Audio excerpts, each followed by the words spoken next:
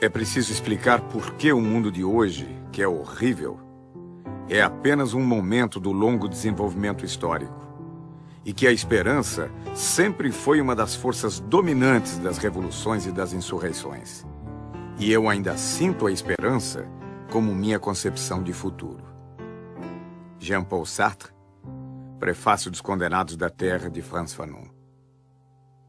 A clarividência é uma virtude que se adquire pela intuição, mas sobretudo pelo estudo. E quer dizer, tentar ver a partir do presente o que se projeta no futuro. Descolonizar é olhar o mundo com os próprios olhos, pensá-lo de um ponto de vista próprio. O centro do mundo está em todo lugar. O mundo é o que se vê de onde se está.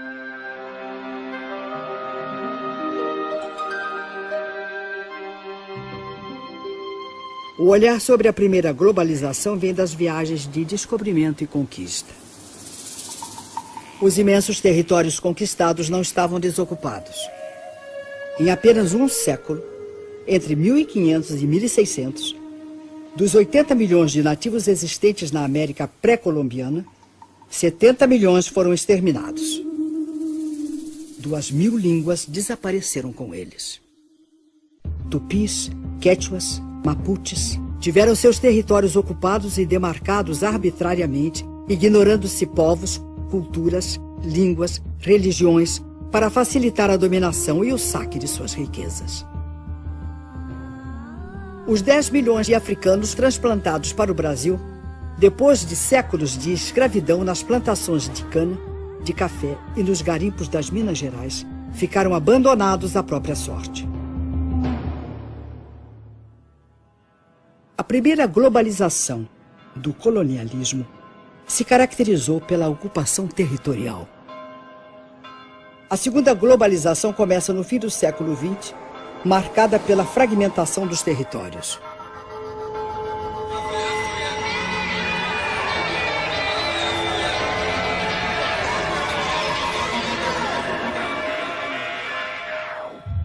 O século XX foi o século das revoluções.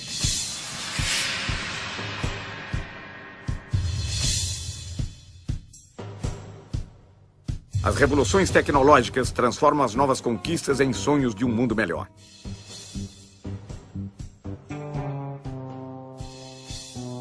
Logo começa o desmonte do estado de bem-estar social. O humanismo, como motor do desenvolvimento e do progresso, é substituído pelo modelo do consumo voraz. O consumo que é hoje o grande fundamentalismo. Esse, sim, é que é o grande fundamentalismo. As técnicas são implantadas nas sociedades e nos territórios a partir de uma política. Hoje, a política das empresas globais. Amanhã, a partir da política dos Estados impulsionados pelas nações.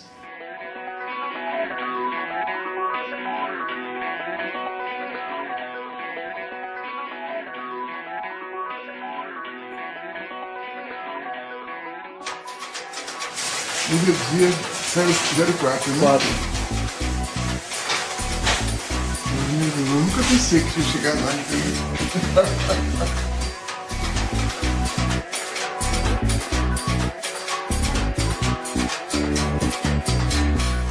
Queria dizer, em primeiro lugar, que eu me considero um intelectual outsider, coisa que é rara no Brasil.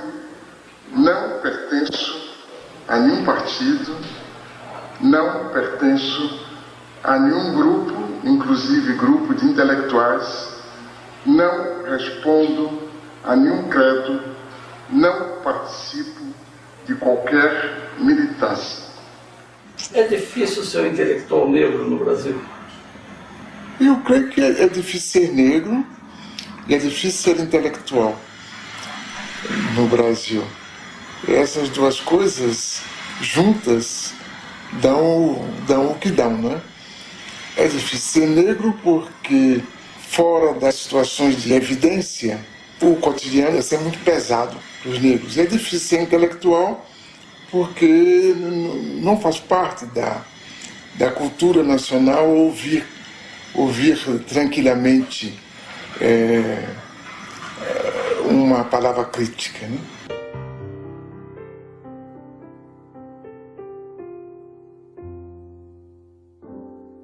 Uma forma de reconhecer o nível de desenvolvimento no planeta é observar a quantidade de luz que as cidades emitem à noite. A foto de satélite revela um nítido contraste entre o desenvolvimento ao norte e ao sul da Terra. A renda dos 500 indivíduos mais ricos do mundo é superior aos ganhos dos 416 milhões mais pobres. Em 1990, um norte-americano ganhava em média 38 vezes mais que um tanzano. Hoje ganha 61 vezes mais. Nunca houve uma oposição tão grande entre um pequeno grupo de países e a maioria esmagadora dos países da humanidade. Então nós temos um terceiro-mundismo em germe muito mais forte do que antes. E uma realidade da dependência muito maior do que antes. E talvez por aí é que vai surgir essa possibilidade de a gente construir um mundo de outra forma. De fato, se desejarmos escapar à crença de que esse mundo assim apresentado é verdadeiro, e não queremos admitir a permanência de sua percepção enganosa, devemos considerar a existência de pelo menos 3 mundos num só. O primeiro seria o mundo tal como nos fazem vê-lo, a globalização como fábula.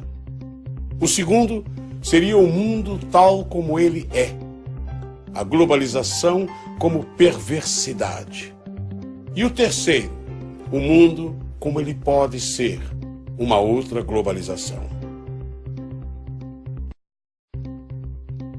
Nunca na história da humanidade houve condições técnicas e científicas tão adequadas a construir um mundo da dignidade humana. Apenas essas condições foram expropriadas por um punhado de empresas que decidiram construir um mundo perverso. Cabe a nós fazer dessas condições materiais a condição material da produção de uma outra política.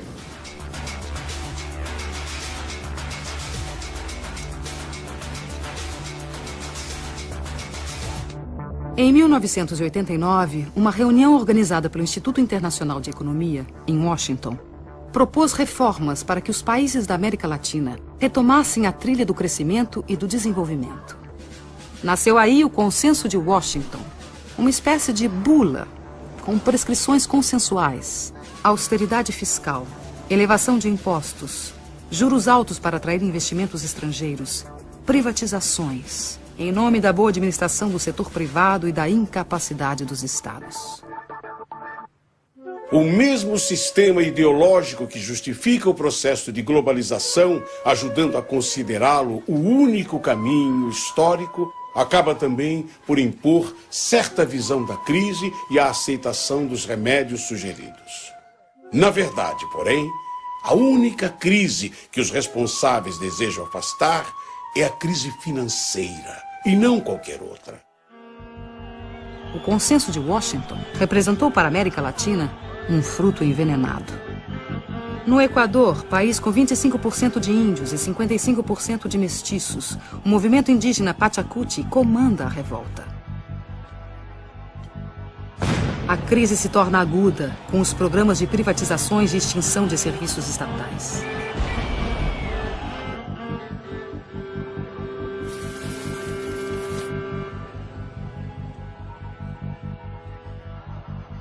Em janeiro de 2000, a completa dolarização da economia provoca um grave levante popular que termina 15 dias depois com a queda do presidente.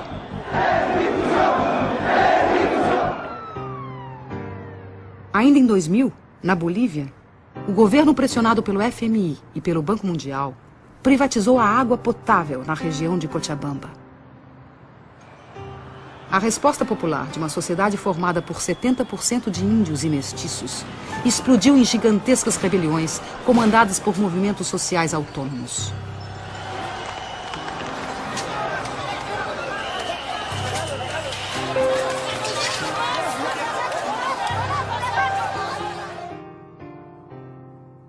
O governo perdeu o controle e reagiu como de hábito.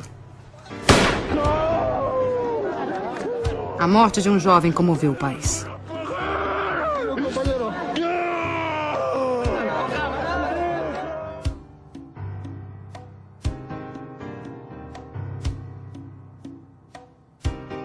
A pressão popular obrigou a desprivatização da água.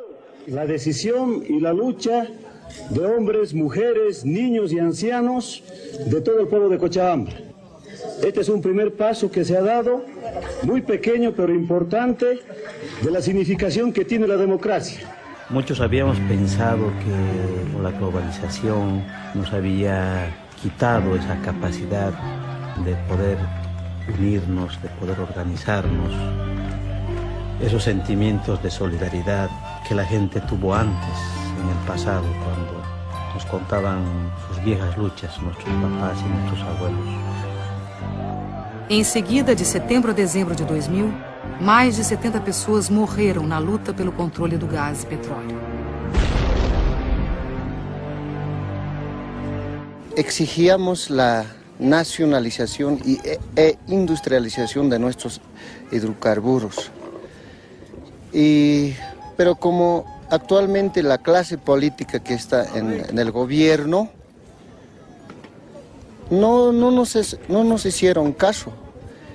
Inmediatamente ellos se juegan con el pueblo y todas las leyes y las decisiones que toman en el Parlamento siempre están en contra de los pobres.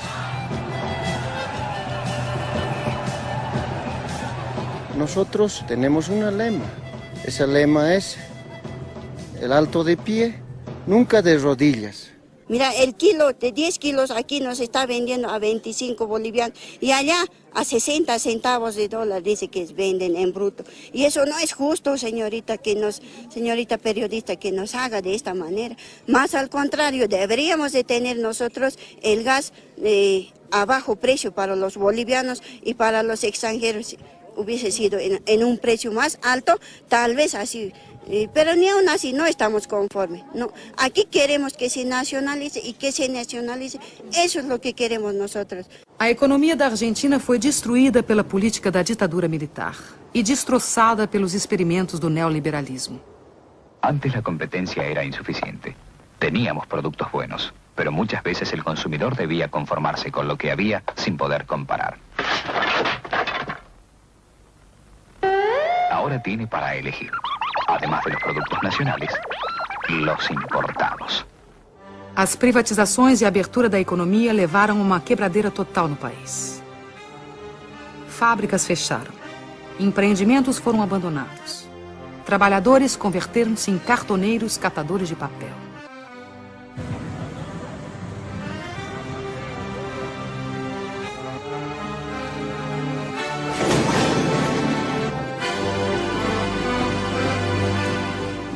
O panelaço no final de 2001, que derrubou 3 presidentes da República em 2 semanas, levou às ruas cidadãos da classe média, que da noite para o dia, pela desdolarização da economia, tornaram-se os novos pobres do país.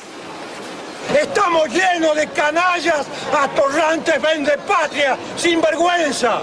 Menem, Cavallo, de la Rúa, Dualde, todo Rucao. Es peor que lo que han hecho los bancos extranjeros. Porque estos tipos han vaciado las empresas argentinas y han dejado sin trabajo a los argentinos que se están muriendo de hambre, querido. Los argentinos tienen que hacer conciencia y estar en la Plaza de Mayo y no salirnos de allí mientras no echemos a todas estas ratas salvajes que están usurpando el poder. Son asesinos, igual que Dualde, son narcotraficantes, ladrones y todo lo que ustedes le puedan agregar, porque han destruido jubilados, familias completas, desocupados y a los trabajadores, a todos han destruido, le han robado los ahorros, así como me los robaron a mí, le robaron a todo el mundo.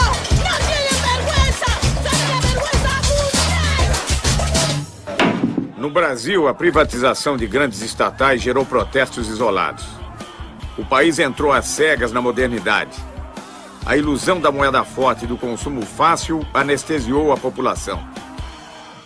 Para o economista Joseph Stiglitz, Prêmio Nobel de Economia e economista-chefe do Banco Mundial entre 1997 e 2000, esse receituário violento não provém de análise econômica, mas de postura ideológica.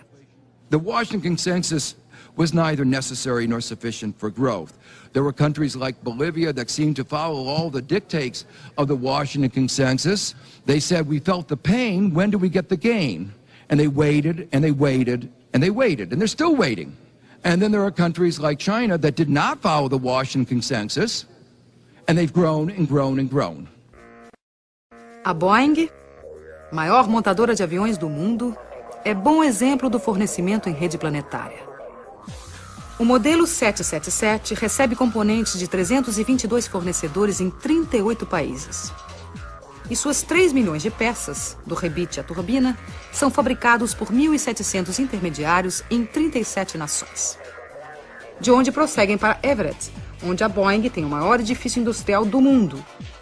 Na montagem final, a Austrália fornece os lemes de direção e profundidade.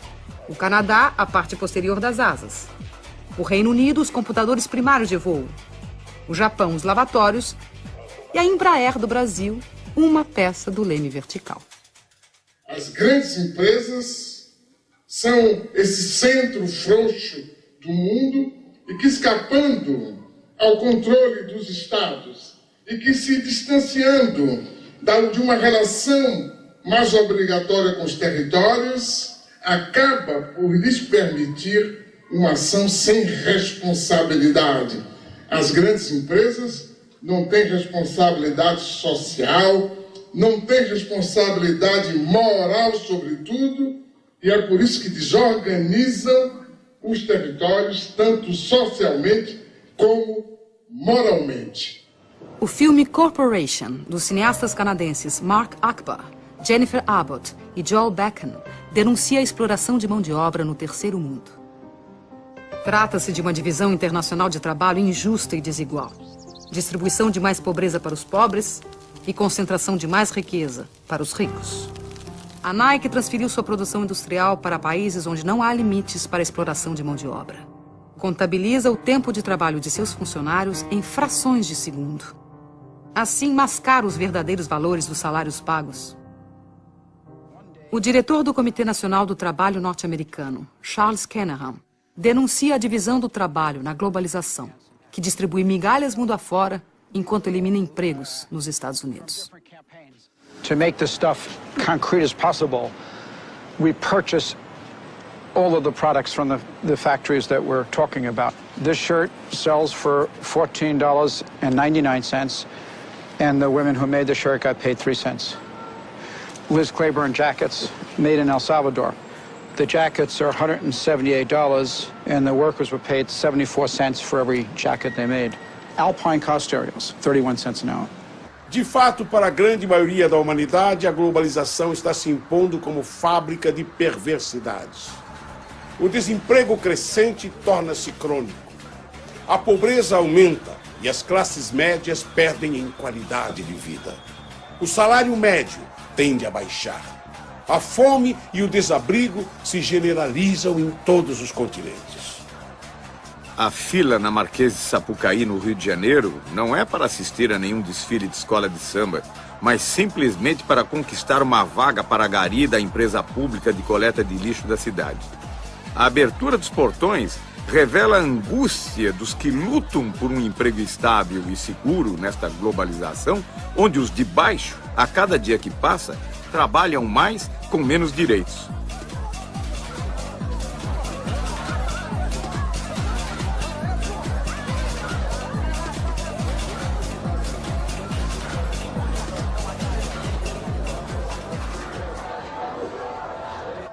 O desemprego aparece já como uma coisa normal. Os arautos da globalização e o aparente Estado explicam que o desemprego é uma condição para chegarmos a mais globalização. Por conseguinte, soframos Aumentam também o número de pobres. Há mais 600 milhões de pobres hoje do que em 1960. 1,5 bilhão de pessoas ganham menos de $1 por dia. E diante disso, a pobreza é tratada com naturalidade. Alô, amigo, alô, chefia. Seu futuro não pode ser decidido a revelia. Lembra daquele tempo em que seu salário ainda valia mais ou menos 50 anos, eu diria. Alô, amigo, alô, chefia. Seu futuro não pode ser decidido a revelia. Se o presente é omisso, aí fica difícil. Tem que botar a mão na massa, dar um jeito nisso. A humanidade se divide em 2 grupos. O grupo dos que não comem e o grupo dos que não dormem, com receio da revolta dos que não comem. Josué de Castro, em Geopolítica da Fome. A gente descobriu uma coisa importante, que a gente produz muito mais comida do que pode comer. E tanto que na Europa, a comunidade europeia dá prêmio a quem deixa de produzir comida. E castiga quem produz mais do que as cotas estabelecidas. Quer dizer, a questão da fome não é a questão de produção de alimentos, é a questão de distribuição. Isso a gente viu quando de certas epidemias de fome na África e na Ásia, os Estados Unidos se recusando a dar ajuda alimentar se certas condições políticas não fossem preenchidas. No caso do próprio Brasil, se há uma parte da população que não come corretamente, isso é culpa unicamente da forma como nós organizamos a sociedade. Não é que não haja alimento, não é que não se possa distribuir os alimentos. Apenas nós decidimos que alguns não devem comer, porque acaba por ser uma decisão, que se depois de tantos anos a gente aceita tranquilamente continuar discutindo a questão da fome, que me parece uma vergonha. A fome já não nos surpreende. Convivemos com ela cotidianamente, entorpecidos pela realidade que nos cerca. Caso o receituário do Banco Mundial seja seguido, teremos que aprender a conviver com a morte pela sede. There is a move right now to take over all the water resources worldwide. They are calling it, the transnational corporations are calling water blue gold. Hoje, mais de 1,5 bilhão de pessoas em todo o planeta não têm acesso à água. Mais de 3 bilhões de pessoas utilizam água sem tratamento, o que provoca diariamente a morte de 30 mil indivíduos no mundo. Nos últimos 10 anos, as transnacionais da água orquestram uma estratégia de controle do planeta. Empresas do setor têm suas ações fixadas em bolsas de valores dentro da lógica financeira, que nada tem a ver com a lógica da solidariedade.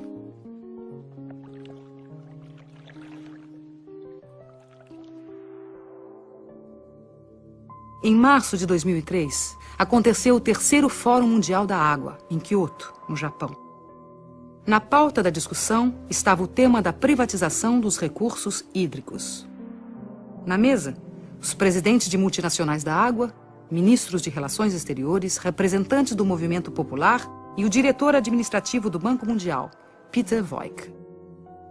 The political question really is who owns water and who gets to control water. Here you're going to hear, or you are hearing, 2 very, very different visions of a future for water.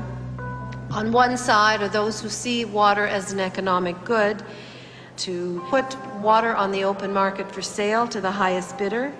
On the other hand, you're going to hear the voice of a growing civil society movement who has a vision of water as a part of the global commons and treated as a public trust for all time by governments everywhere. At what point does a corporation not understand that we do not want you there, and when would you leave?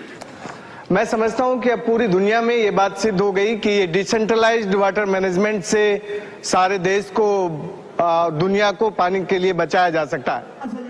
Oscar Oliveira, o líder da rebelião em Cochabamba, na Bolívia, lança seu grito de advertência em Kyoto. Hace 3 años, después de 5 meses, más de medio millón de personas expulsaron a transnacional Bechtel porque quiso imponer un contrato de privatización totalmente al margen de la voluntad de la población.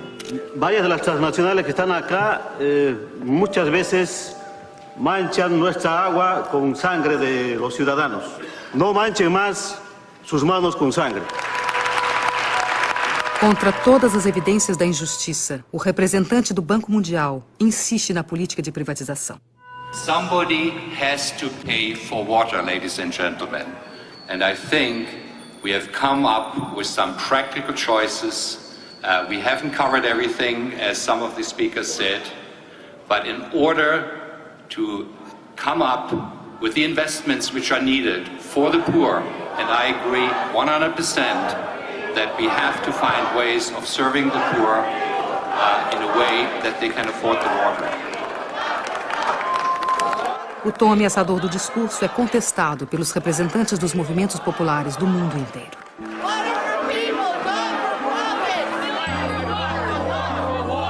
Enough is enough. I see this report as nothing short of an attempt to package poverty for money and for profit. El agua es un patrimonio de la humanidad, es un patrimonio de los seres vivos y nadie puede apropiarse del agua. Por lo tanto, la sociedad civil dice que aquí no hay acuerdo.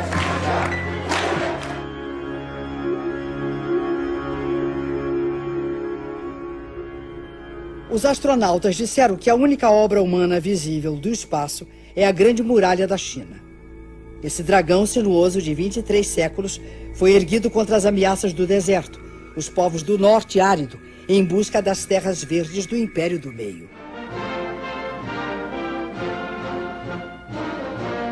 O sonho comunista do internacionalismo proletário, incentivado pela Revolução Soviética de 1917, foi aos poucos substituído pelas barreiras construídas em torno da cortina de ferro. A mais célebre foi o Muro de Berlim, erguido em 1961 para separar a pureza do socialismo das desigualdades do capitalismo. Tinha como missão impedir que as pessoas fugissem do glacial paraíso socialista.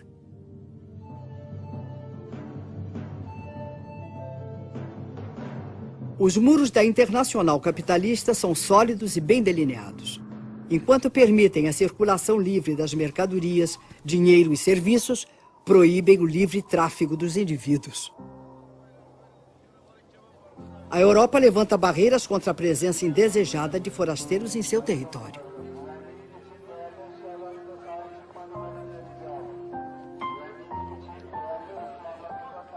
Refugiados frequentemente ficam no meio do caminho, sucumbindo de sede no deserto, afogados no Mediterrâneo, enquanto seus barcos precários naufragam. São ainda explorados pela máfia dos que os transportam clandestina e perigosamente. Os clandestinos são presos e recambiados para seus países. Os descendentes dos povos escravizados pelo colonialismo são excluídos do banquete da globalização. Qu'est-ce qui pousse ces gens, ces jeunes vers l'Europe? Mais c'est que justement, il n'y a pas de solution. Si vous mettez les économies de ces pays à genoux, avec la complicité de dirigeants que vous avez vous-même installés au pouvoir, mais effectivement, les gens ne vont pas mourir comme ça sans tenter de réagir. Évidemment, une chose peut paraître bizarre. C'est, pour moi en tout cas, toute cette énergie que des jeunes Africains mettent pour aller vivre en Europe. Pourquoi ils ne la mettent pas pour rester chez eux et se battre contre des systèmes politiques corrompus? Nos Estados Unidos, saltar cercas, cruzar rios ou atravessar desertos para vencer os muros que separam a fome do emprego pode provocar muito mais que ferimentos. Podem representar a prisão ou a morte. Armas que mais parecem sair de filmes de ficção científica são utilizadas para impedir a imigração não desejada. As barreiras naturais, o Rio Grande, o deserto e a polícia de fronteira se encarregam do resto. O presidente da República dos Estados Unidos elogia a eficiência do controle de fronteiras para impedir a entrada de brasileiros. Thanks to our actions, Brazilian illegal immigration dropped by 90%.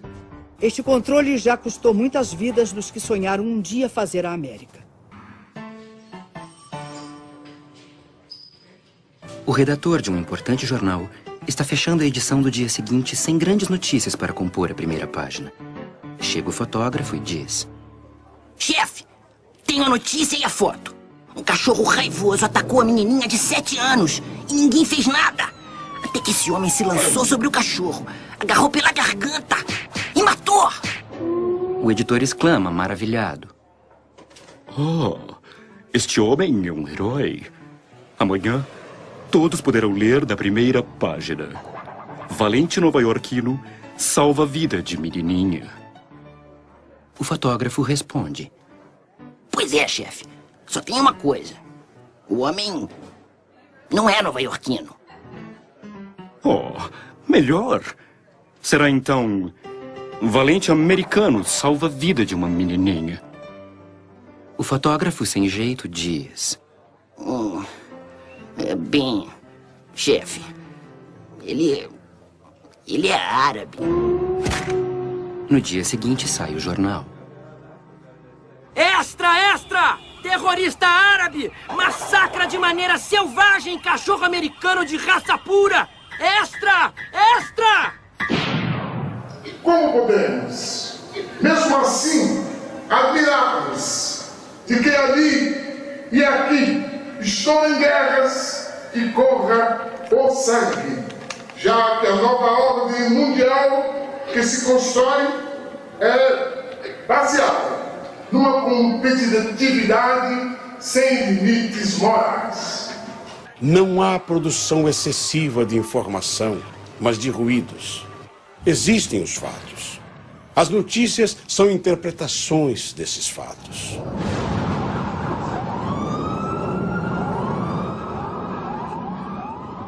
Como as grandes agências de notícias pertencem às grandes empresas, os acontecimentos são analisados de acordo com os interesses pré-determinados.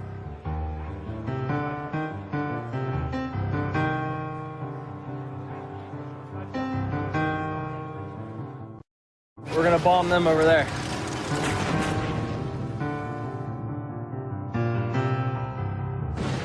Muitos dos economistas que escrevem em jornais publicam diariamente o desejo das empresas das quais são consultores.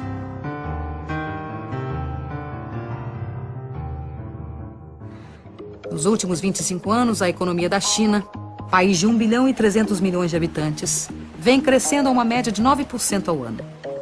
A China combinou planejamento de Estado com mecanismos de mercado. Atraiu capitais externos e novas tecnologias. Essa reviravolta é resultado de pesados investimentos em técnicos e pesquisadores. Existem no país mais de 1.000 universidades. Formam-se por ano 450 mil engenheiros, 50 mil mestres e 8 mil doutores. O governo incentivou a industrialização rural e a multiplicação das pequenas e médias empresas no campo. A ocupação agressiva do mercado ocidental com produtos chineses de baixo custo passou a preocupar os defensores do livre mercado. La globalizzazione va bene se le regole sono uguali per tutti. Certo. Questo è un problema. A adoção da propriedade privada, os baixos salários aceitos para atrair as transnacionais, os altos índices de poluição, demonstram o quanto a China se dispôs a abrir mão de seu projeto ideológico em troca do desenvolvimento econômico.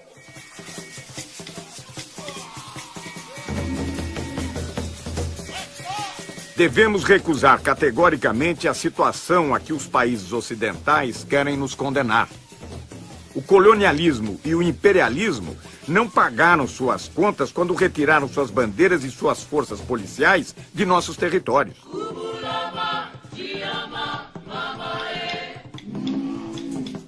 Durante séculos, os capitalistas estrangeiros se conduziram no mundo subdesenvolvido como verdadeiros criminosos. Frantz Fanon, Condenados da Terra, 1961. Problems in Africa did not start in Africa. Those problems are caused from people outside Africa coming in, doing this, doing that, setting one group against another group so that they can fight. And while they are fighting, these outsiders are coming in, taking over. You bring in guns. You give them to one group. You make them really hate this other group. So they start fighting, killing each other. Now, after the fighting and the slaughter really gets started, they come in as peacemakers. Africa is still the richest continent on the face of this earth. And yet, look at the suffering. These children are among thousands forced to work in gold mines in Niger, one of the African countries neighboring Benin. Conditions are appalling, the physical risks enormous. But activists say it's just the tip of an iceberg. It's an issue that has now received some international attention.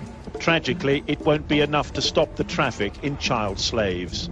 Tú decías cuál va a ser el destino de América Latina. Yo no lo sé, pero sé cuál es el desafío. El desafío es: ¿vamos a convertirnos en la triste caricatura del norte? ¿Vamos a ser como ellos? ¿A repetir los horrores de la sociedad de consumo que está devorando el planeta? ¿Vamos a ser violentos? ¿Vamos a creer que estamos condenados a la guerra incesante? ¿O vamos a generar otro mundo diferente?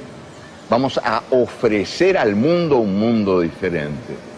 Que yo creo que ese es el desafío que tenemos planteado. Hoy por hoy somos, la verdad, caricaturas bastante tristes de modos de vida que se nos imponen desde afuera.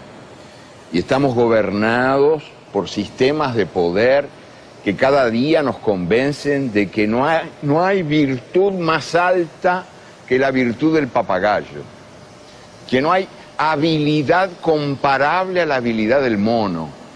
El papagayo, el mono, los que imitan, los ecos de voces ajenas.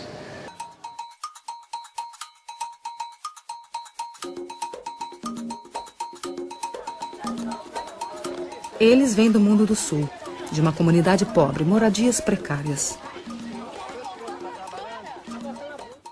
Eles vêm do mundo do norte. Querem ver de perto como vive esta gente nos trópicos. Hoje é dia de festa. Essas pessoas vão para um passeio organizado num dos mais movimentados shoppings da zona sul do Rio de Janeiro. Passeio de bacana. Dia de festa. São os suspeitos de sempre. Vocês estão indo pra onde? Nós estamos indo ao shopping. Qual shopping? Ainda não foi tido, não. O que a gente escolher, a gente vai lá. A gente vai passear só no shopping. Vamos só comer um pãozinho com uma cagada no shopping. Então, Pacífico, posso cortar com isso?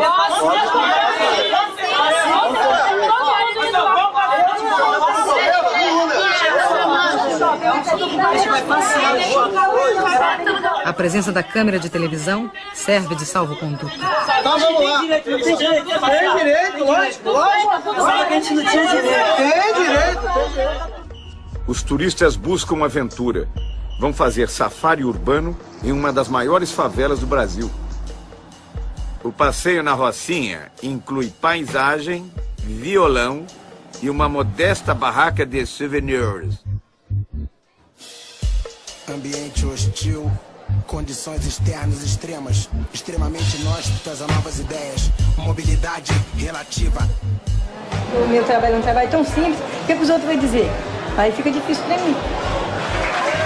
O encontro inesperado entre os habituês do shopping e o sem-teto provoca surpresas. Observam e são observados.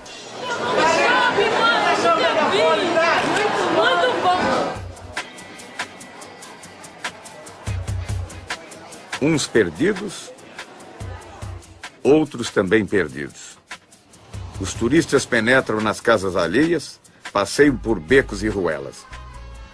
Encontram mais riqueza nas vidas do que nos objetos.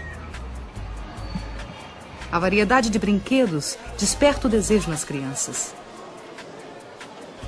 Os meninos se divertem como pequenos Ayrton Sennas neste mundo onírico e inacessível.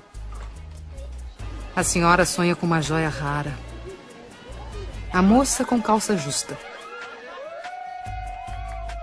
O rapaz veste um elegante robe de chambre.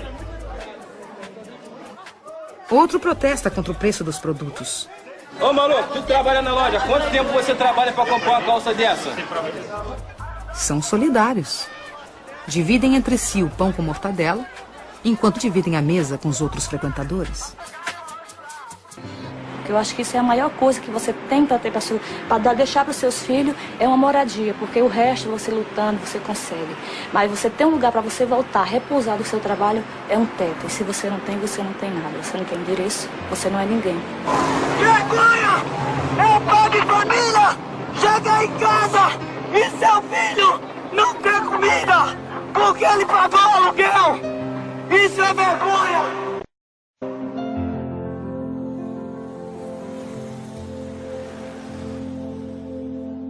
O direito à moradia é um direito humano garantido na Constituição brasileira, nas convenções internacionais e na Conferência do Habitat 2. Então o que a gente está querendo aqui é que sejam válidos os direitos que já são garantidos pela própria Constituição Federal, né? Eu não acredito muito que a gente viva numa democracia, porque eu ainda acredito muito que a gente vive no sistema do capitalismo. Quem manda é quem tem o poder. Quem não tem nada, não tem nada. É tipo um ditado que existe aí, que você vale aquilo que você tem no bolso. Se você vale aquilo que você tem no bolso, no momento eu não valho porra nenhuma porque eu não tenho nenhum centavo. A primeira providência que tomaram, né, para fazer com que a gente recue da nossa proposta de ocupação foi cortar os serviços essenciais. Todo cidadão pobre também tem direito ao centro da cidade. E há uma exclusão muito social e discriminação muito grande com as pessoas menos favorecidas, para que se constrói casa bem distante dos centros da cidade e as pessoas são recicladas como lixo para bem longe dos centros e não conseguem nem trabalho, porque a passagem é muito cara, as pessoas não têm como se deslocar do trabalho. Quando vai procurar um trabalho, você mora onde? Tem que gastar 5, 6 reais de passagem, você já tem dificuldade até aí. Passam 4, 5 horas no ônibus para chegar no local de trabalho. E esses imóveis aqui, nós estamos reivindicando isso. Tudo se discute neste mundo, menos uma única coisa que não se discute. Não se discute a democracia. A democracia está aí como se fosse uma espécie de santa de altar, de quem já não se esperam milagres, mas que está aí como uma referência, a democracia. E não se repara que a democracia em que vivemos é uma democracia sequestrada, condicionada, amputada, porque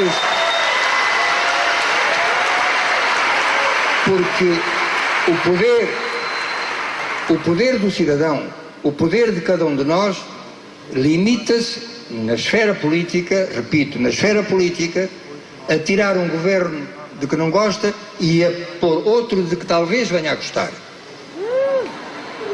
Nada mais. Mas as grandes decisões são tomadas numa outra esfera e todos sabemos qual é. As grandes organizações financeiras internacionais, os FMIs, as Organizações Mundiais de Comércio, os bancos mundiais, a OCDE, tudo isso, nenhum desses organismos é democrático. E, portanto, como é que podemos continuar a falar de democracia se aqueles que efetivamente governam o mundo não são eleitos democraticamente pelo povo?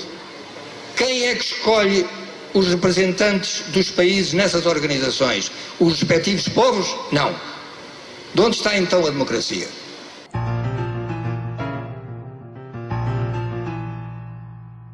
O professor Milton Santos nasceu em 1926, em Brotas de Macaúbas, interior da Bahia. Neto de escravos, filho de professores, foi alfabetizado em casa pelos pais. Formado em Direito, em Salvador trabalhou como jornalista. Foi para a França, de onde voltou em 1958, doutor em Geografia. O golpe militar de 64 obrigou-o a sair do Brasil. Morou na França, Tanzânia, Venezuela, Estados Unidos, Canadá. Escreveu 40 livros. Recebeu o título de doutor honoris causa por 20 universidades e o prêmio Vautrin Lud, o mais importante no mundo em geografia. Pensou a economia espacial, a urbanização latino-americana e vislumbrou uma utopia para o século XXI na condição de geógrafo no terceiro mundo. Eu creio que as condições da história atual permitem ver que outra realidade é possível. Essa outra realidade é boa para a maior parte da sociedade. E nesse sentido, a gente é otimista. A gente é pessimista quanto ao que está aí, mas otimista quanto ao que pode chegar. Virar uma globalização solidária? Sim. Acho que a humanidade está destinada a... Bom, porque na realidade nunca houve humanidade, agora que está vendo, né? É verdade. Acho que essa que é a coisa. Então, nós estamos fazendo os ensaios do que será a humanidade. Nunca houve.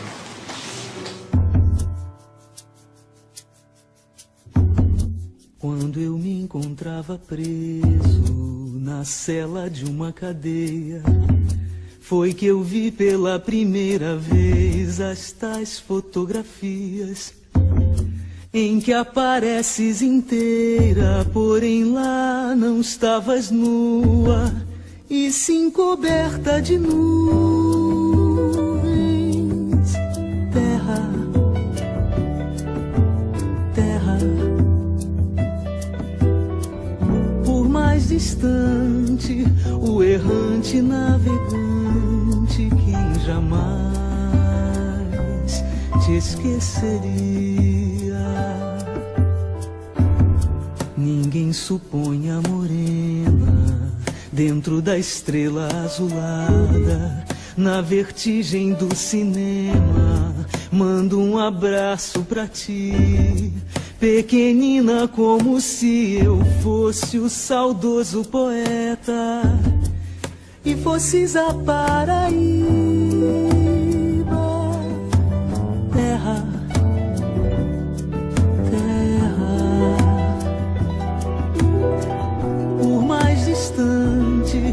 o errante navegante, quem jamais te esqueceria. Eu estou apaixonado por uma menina terra, signo do elemento terra, do mar se diz terra à vista. Terra para o pé firmeza, terra para a mão carícia, outros astros lhe são guia. Terra, terra, por mais distante, o errante navegante que jamais te esqueceria.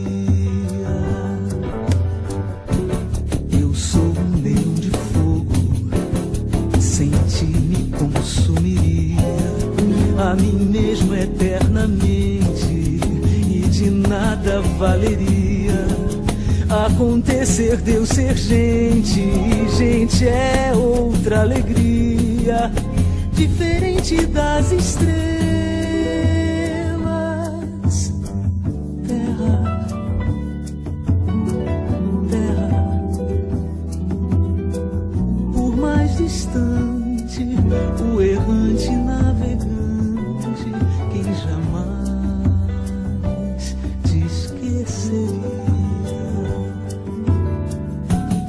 De onde nem tempo nem espaço, que a força mande coragem pra gente te dar carinho durante toda a viagem que realizas no nada, através do qual carregas o nome da tua carne.